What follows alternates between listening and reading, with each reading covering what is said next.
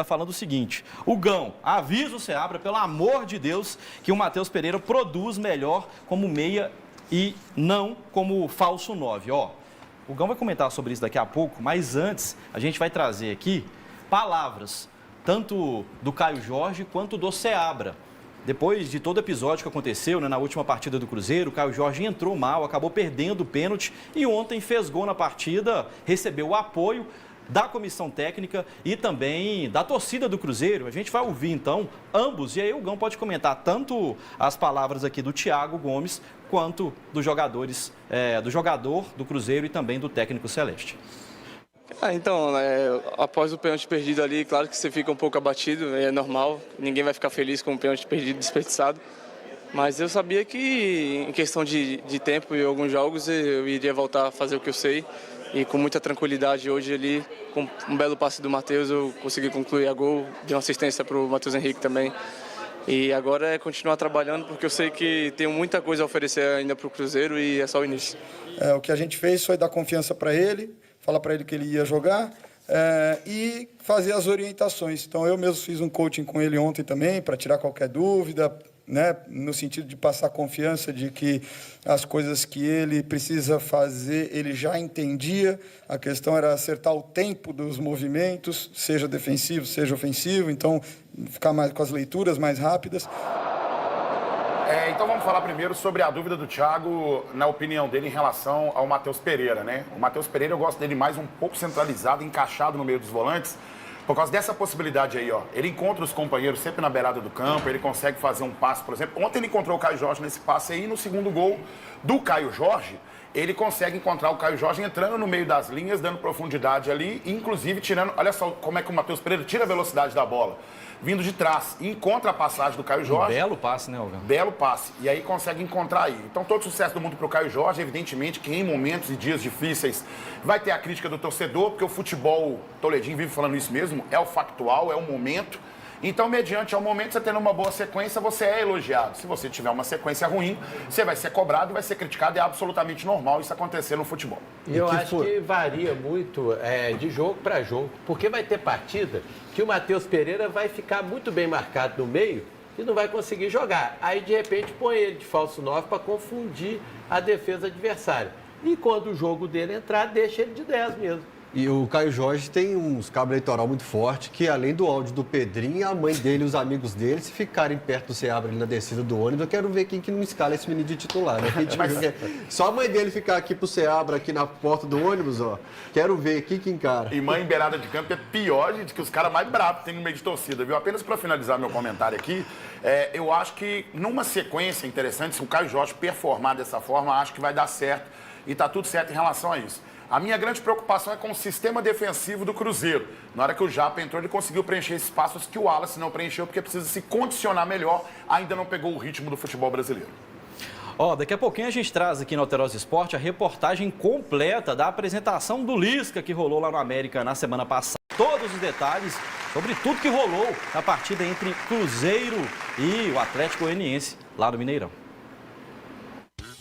De manhã, todo mundo ainda arrumando as coisas, o sol dando as caras, mas teve gente aproveitando logo cedo. Escovou o dente já com a cerveja? Nossa, claro. Olha lá, deu um gole. Pra gente que veio de Uberlândia, a gente já vem, já começou a ir lá já. Agora, qual que é a desculpa em casa, assim, pra beber uma cedo, assim? Eu comecei a beber era 10 horas, assim, não era tão 8 horas da manhã. Em casa é difícil, mas hoje é dia de Cruzeiro, hoje pode, né? Hoje pode. Agora, tem gente também que faz parte da turma da água, rapaz. Parabéns pra vocês. Obrigado. Mas Começar... é ressaca. Toda de ontem mesmo. É corona de ontem, mas daqui a pouco é cerveja. Não, mas pelo menos eles começaram o dia bem. Prepara o terreno, né? É hidratar, né? Prepara o terreno, porque depois é... Depois é o chopp. Pega pesado. Mas, pô, tomou um cafezinho, né? Teve gente que já chutou o balde logo cedo. Já forrou o estômago, já. Agora é só o shopping daqui mais tarde um pouco aí, né? Eu aposto que todo mundo seguiu a voz da experiência. É a principal coisa, a melhor bebida que tem. Qual que é a desculpa que você deu pra ir em casa pra tomar uma cerveja cedo, hein, velho?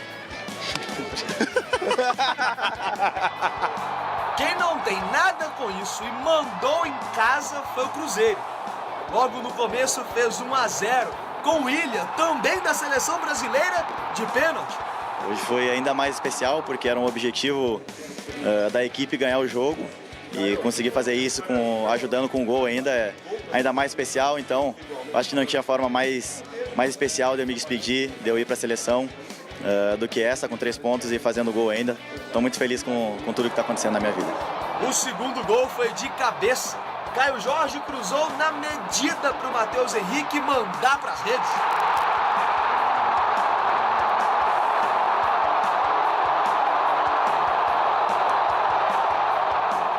Cara, um movimento que eu gosto bastante, né? Uma das minhas características, esperar o lado que a jogada desenvolve, assim, e atacar o lado oposto.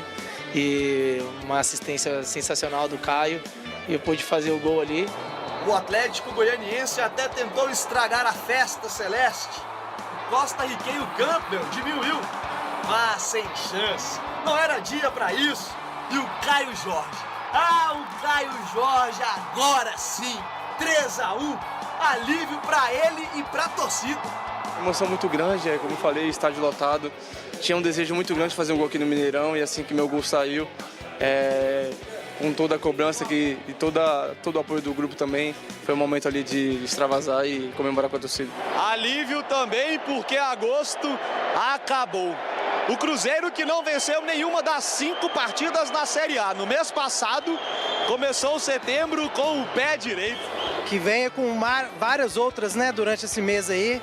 Caio Jorge aí desencantou, meteu um gol aí com a bela assistência aí do Matheus Pereira.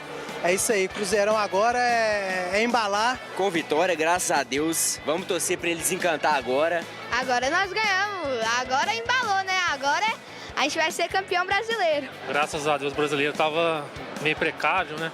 O Cruzeiro não estava ganhando e tal, agora, Deus quiser, o Cruzeiro vai embalar com a vitória. Caio Jorge desencantou, né? Graças a Deus. E vamos, Cruzeiro!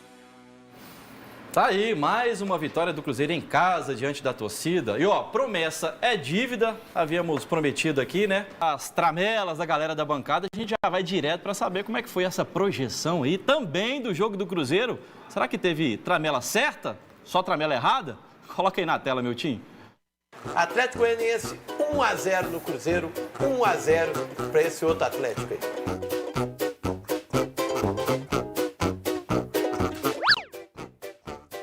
Esse Atlético aí vai fazer um pouco menos do que o estrago que o Galo fez. Vai ganhar só de 1-0. Atlético Goianiense 1, Cruzeiro 0.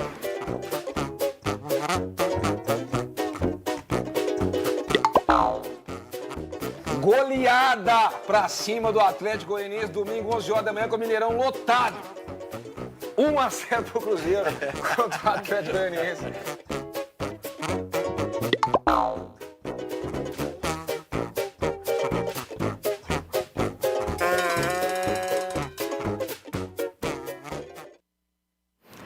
Tá aí, ninguém acertou a tramela da última rodada do Campeonato Brasileiro, mas a gente vai acertar colocando na tela agora a classificação do Campeonato Brasileiro da Série A. A gente mostrando como ficou a situação aí.